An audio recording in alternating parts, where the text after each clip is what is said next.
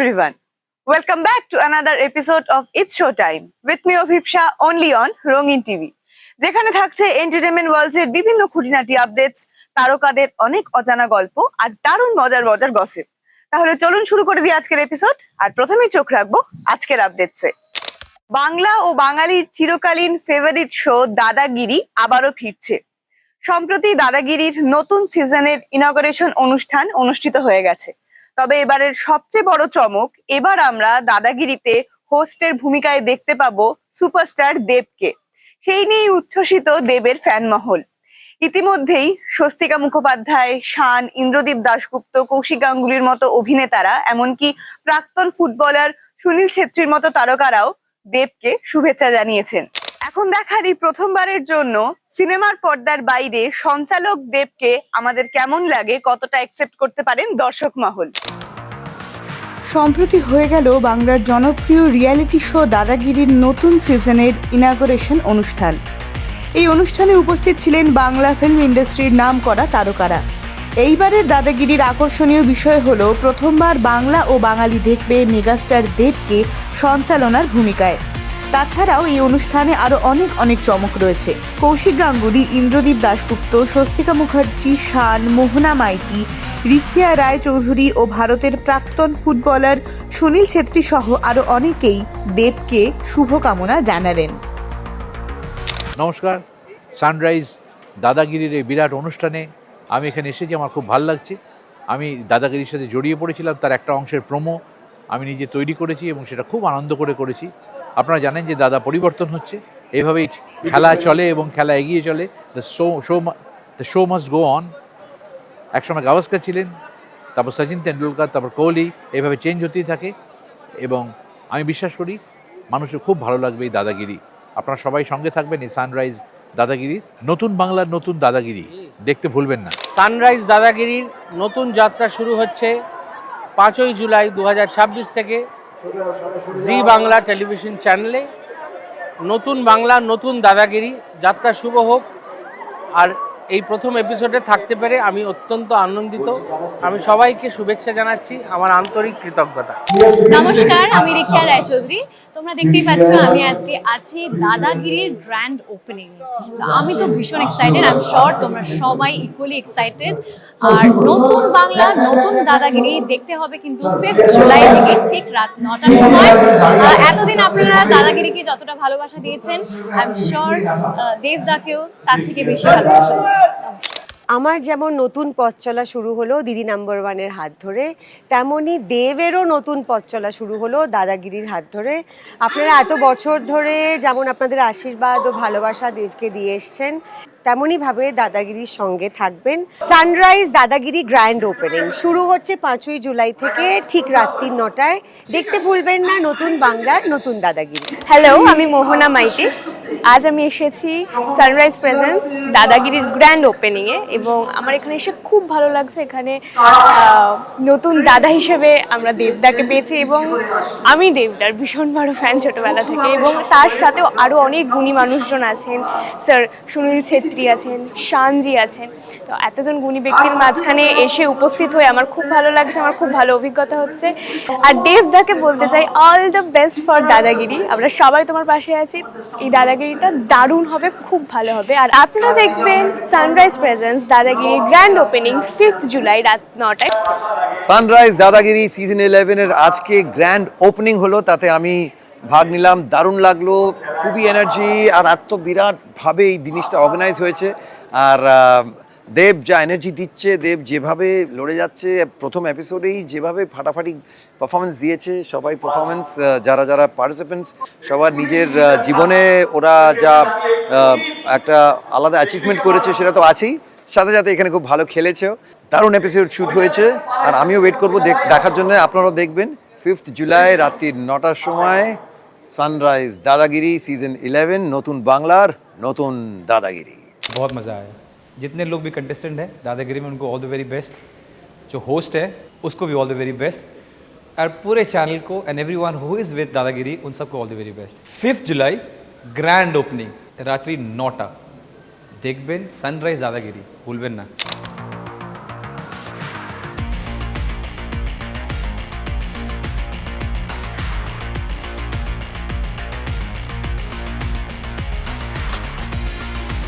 আসছে নতুন বাংলার নতুন দাদাগিরি, সানরাইজ দাদাগিরি গ্র্যান্ড ওপেনিং 5 জুলাই ঠিক রাত 9টায়। দেখতে ভুলবেন না। বাঙালির চায়ের আড্ডা থেকে শুরু করে বাংলার ক্লাব টেন্ট, গোটা বাংলা এবার মাততে চলেছে ফুটবলের গল্পে। আসতে চলেছে গোল গল্প। সম্প্রতি একটি জুয়েলারি ব্র্যান্ডের উদ্বোধনী অনুষ্ঠানে দেখা গেল অভিনেত্রী ঋদ্ধিমাকে। চলুন আমরা শুনে নিই তিনি কি বলছেন। বাংলা চায়ের আড্ডা থেকে ক্লাব টেন্ট, ফুটবলের গল্পে এবার মাতবে গোটা বাংলা। দেখুন বাংলার গোল গল্প। শহরের এক জুয়েলারি ব্র্যান্ডের উদ্বোধনে এলেন স্বয়ং অভিনেত্রী ঋদ্ধিমা। আর সে প্রাণবন্ত মুহূর্ত ক্যামেরাবন্দি হলো রঙিন টিভির ক্যামেরায়। বাঙালি আর ফুটবল একে অপরের সঙ্গে জড়িয়ে আছে বহুদিন হলো। ব্রাজিল আর আর্জেন্টিনাকে নিয়ে বন্ধুদের সঙ্গে তর্ক বা ফাইনালের দিন সারা রাত জেগে টিভির সামনে বসা, এই দুটোই কিন্তু ম্যান্ডেটরি। গল্প নিয়ে এসেছে সেই উন্মাদনার গল্প, আর এইবারের এপিসোডে থাকছি আমি।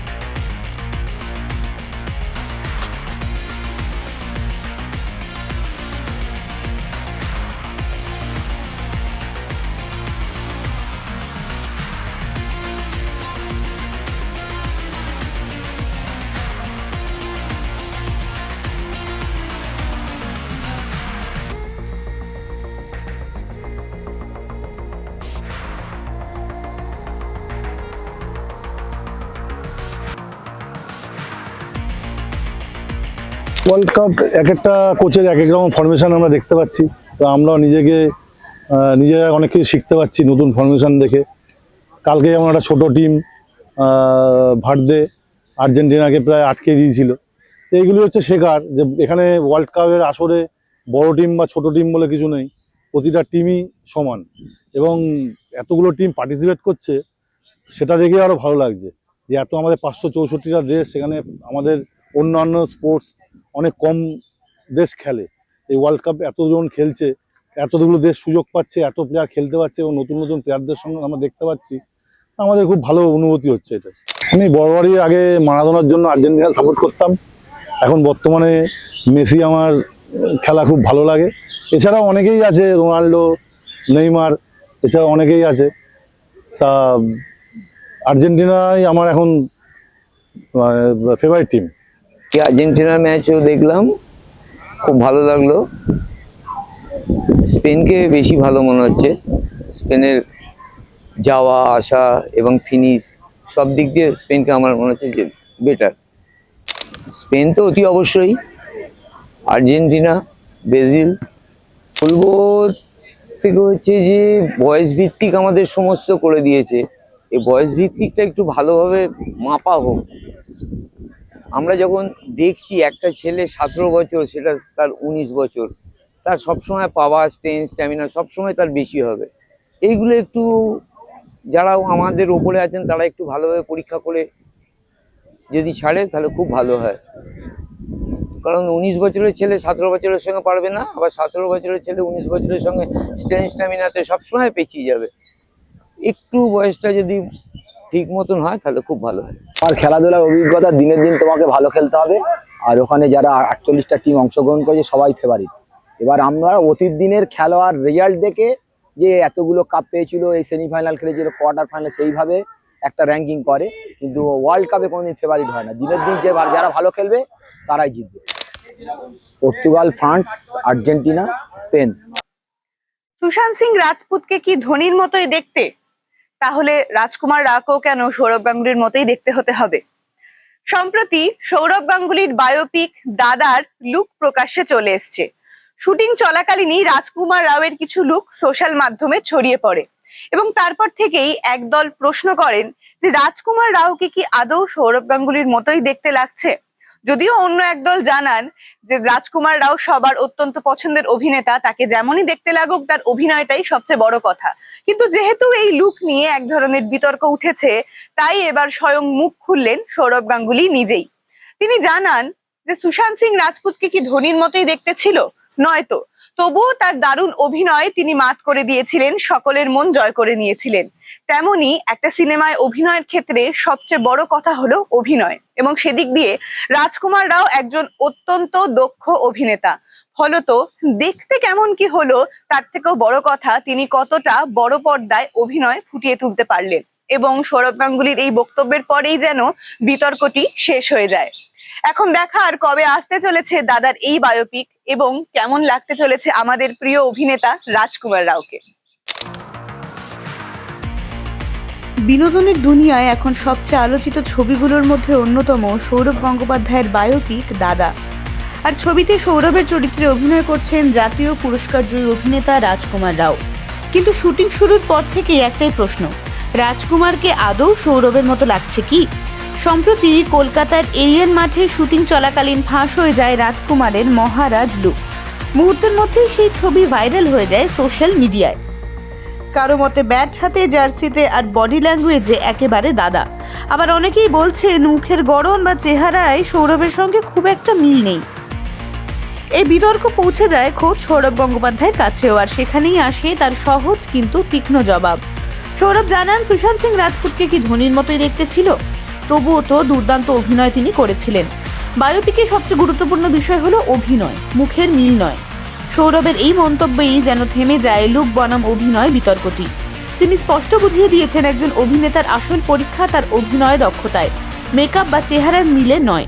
প্রসঙ্গত এর আগে MS Dhoni the untold story ছবিতে সুশান্ত সিং রাজপুত হুবহু ধোনির মতো দেখতে ছিলেন না, কিন্তু তার অভিনয় আজও দর্শকের মনে জায়গা করে নিয়েছে।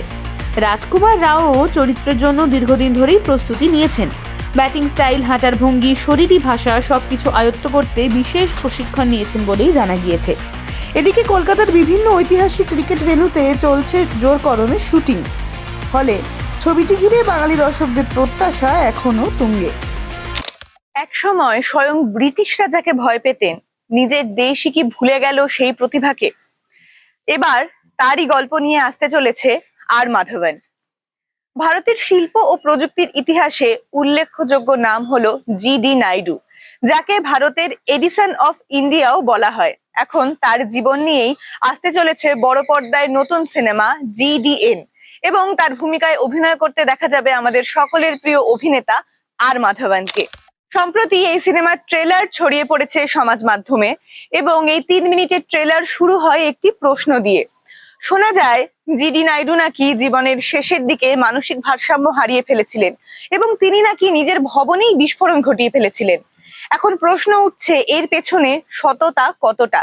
তিনি কি সত্যি নিজেই এই বিস্ফোরণ ঘটিয়েছিলেন, নাকি এর পেছনে রয়েছে আরো বড় কোনো সত্য?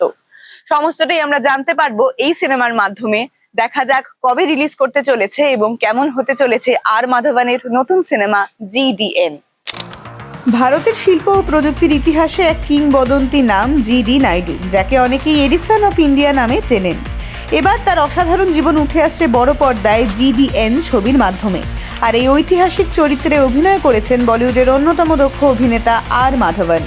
সম্প্রতি মুক্তি পেয়েছে ছবির অফিসিয়াল ট্রেলার, যা ইতিমধ্যেই দর্শকদের মধ্যে কৌতূহল বাড়িয়ে দিয়েছে। প্রায় 3 মিনিটের ট্রেলার শুরু হয় এক রহস্যময় প্রশ্ন দিয়ে। শোনা যায় জীবনের শেষ দিকে নাকি GD নাইডু মানসিক ভারসাম্য হারিয়ে ফেলেছিলেন, এমনকি নিজের তৈরি ভবনেও বিস্ফোরণ ঘটিয়েছিলেন। কিন্তু এটা কি পুরোটাই সত্যি, নাকি এর পেছনে লুকিয়ে রয়েছে আরও বড় ইতিহাস? সেই উত্তর খুঁজতেই এগোয় ছবির গল্প। ট্রেলারে দেখা যায় অত্যন্ত সাধারণ পরিবার থেকে উঠে এসে কিভাবে নিজের মেধা, পরিশ্রম এবং অদম্য ইচ্ছাশক্তির জেরেই ভারতের শিল্প বিপ্লবের অন্যতম পথিকৃৎ হয়ে ওঠেন GD নাইডু। পরিবহন ব্যবস্থা থেকে শুরু করে প্রযুক্তিবিদ্যা, বহু ক্ষেত্রে তার অবদান আজও অনস্বীকার্য। তিনি প্রতিষ্ঠা করেছিলেন UMS পাবলিক ট্রান্সপোর্ট নেটওয়ার্ক এবং গড়ে তুলেছিলেন দেশের প্রথম দিকের পলিটেকনিক শিক্ষা প্রতিষ্ঠানগুলির মধ্যে কয়েকটি। বিজ্ঞান, প্রযুক্তি এবং উদ্ভাবনের মাধ্যমে তিনি যে পরিবর্তনের স্বপ্ন দেখেছিলেন তা সেই সময়ের ভারতকে অনেকটাই এগিয়ে দিয়েছিল। তবে সাফল্যের পথ কখনোই সহজ ছিল না। ট্রেলারে স্পষ্টভাবে দেখানো হয়েছে তার জনপ্রিয়তা এবং প্রতিভা ব্রিটিশ শাসকদের অস্বস্তিতে ফেলেছিল। ট্রেলারে আরও দেখা যায় জিডি নাইডুর জীবনে একের পর এক বাধা আসে, পুলিশি তল্লাশি, কর ফাঁকির অভিযোগ, এমনকি নাৎসিদের সঙ্গে ব্যবসায়িক সম্পর্ক থাকার অভিযোগে রাষ্ট্রদ্রোহের মতো গুরুতর মামলাতেও তাকে জড়িয়ে দেওয়া হয়। এই সমস্ত ঘটনার মধ্যেই নিজের আদর্শ এবং স্বপ্ন নিয়ে কিভাবে লড়াই করেছিলেন তিনি, সেটাই ছবির মূল আকর্ষণ। সবচেয়ে বেশি নজর কেড়েছেন আর মাধবনের লুক। তরুণ বয়স থেকে জীবনের শেষ অধ্যায় একই ছবিতে একাধিক বয়সের জিডি নাইডুকে ফুটিয়ে তুলেছেন তিনি। ছবিটি পরিচালনা করেছেন কৃষ্ণ কুমার রামাকুমার, চিত্রনাট্য লিখেছেন পরিচালক এবং আর মাধবন যৌথভাবেই। ফলে চরিত্রটির প্রতিটি দিককে যতটা সম্ভব বাস্তব এবং বিশ্বাসযোগ্যভাবে তুলে ধরার চেষ্টা করা হয়েছে বলেই মনে করছেন সিনেমা প্রেমীরা। মাত্র দুদিনের মাথাতেই ওটিটি থেকে তুলে নেওয়া হলো দিলজিৎ দোসাঞ্জের নতুন সিনেমা সতলুজ। এই সিনেমাটির প্রাথমিক নাম ছিল পাঞ্জাব 95। দীর্ঘ 3 বছরের পরে অবশেষে মুক্তি পাওয়ার পর মাত্র দুদিনের মাথাতেই সতলুজকে তুলে নেওয়া হলো ওটিটি থেকে। কিন্তু কেন? শোনা যাচ্ছিল প্রথম থেকেই নাকি বিভিন্ন আইনি জটিলতার মুখোমুখি হতে হয়েছিল এই সিনেমাকে। সেন্সর বোর্ডের বিভিন্ন কাট, বিভিন্ন রকম আইনি টানাপোড়েন চলেছিল এই সিনেমা নিয়ে। তবে সবকিছু পেরিয়ে অবশেষে মুক্তি পেয়েছিল বটে। তবে এখন নির্মাতাদের অভিযোগ তাদের এগেনস্টে এফআইআর করা হয়েছে এই সিনেমার জন্য। বলা হয়েছে এই সিনেমাতে সন্ত্রাসবাদ, উগ্রপন্থা ইত্যাদিকে উস্কানি দেওয়া হয়েছে। দর্শকের একাংশ বলছেন যে একটি অন্ধকার সময়ের কথা তুলে ধরে এই সিনেমাটি, এবং পরক্ষণে আরেক দলও বলছেন যে কিছু সংবেদনশীল বিষয় এই সিনেমাতে রয়েছে যা দেশের ভাবমূর্তিকে নষ্ট করতে পারে। 80 ও 90 দশকের পাঞ্জাবের মানবাধিকার কর্মী জসবন্ত সিং খালদার জীবন নিয়েই এই সিনেমা, এবং তার ভূমিকাতেই অভিনয় করছেন দিলজিৎ দোসাঞ্জ। এখন দেখার বর্তমানে এই বিতর্ক কোন দিকে গড়ায়। ওটিটি থেকে তুলে নেওয়া হয়েছে সতলুজ। আমরা কি আবার ভবিষ্যতে অন্য কোনো মাধ্যমে দেখতে পাবো এই সিনেমাকে? সময়ই তা বলে দেবে। প্রথমেই বলে রাখা ভালো, এই ছবির নাম শুরুতে ছিল পাঞ্জাব 95। দীর্ঘ সেন্সর জটিলতার পর পরিচালক হানিত রেহান ছবিটির নাম বদলে রাখেন সতলুজ। ছবিটি তৈরি হয়েছে মানবাধিকার কর্মী যশবন্ত সিং খালদার জীবন অবলম্বনে। 80 ও 90 দশকে পাঞ্জাবে হাজার হাজার অজ্ঞাত পরিচয়ের মৃতদেহ দাহ করার অভিযোগ সামনে এনেছিলেন খালরা। সেই ঘটনাকে কেন্দ্র করেই তৈরি হয়েছে এই সিনেমা। কিন্তু ছবির মুক্তির পর থেকেই শুরু হয় নতুন বিতর্ক। দিল্লির আইনজীবী বিনীত জিন্দাল দাবি করেছেন এই সিনেমায় জঙ্গিবাদ, উগ্রপন্থা এবং বিচ্ছিন্নতাবাদের প্রতি সহানুভূতি দেখানো হয়েছে। তার অভিযোগ, ছবিতে এমন কিছু তথ্য তুলে ধরা হয়েছে যা বিভ্রান্তিকর এবং দেশের বিরুদ্ধে অপপ্রচার হিসেবে ব্যবহার করা যেতে পারে। সেই কারণেই তিনি দিলজিতের বিরুদ্ধে এফআইআর দায়েরে আবেদন জানিয়েছেন স্বরাষ্ট্র মন্ত্রকের কাছে। এই অভিযোগ সামনে আসতেই সোশ্যাল মিডিয়ায় শুরু হয়েছে তুমুল বিতর্ক।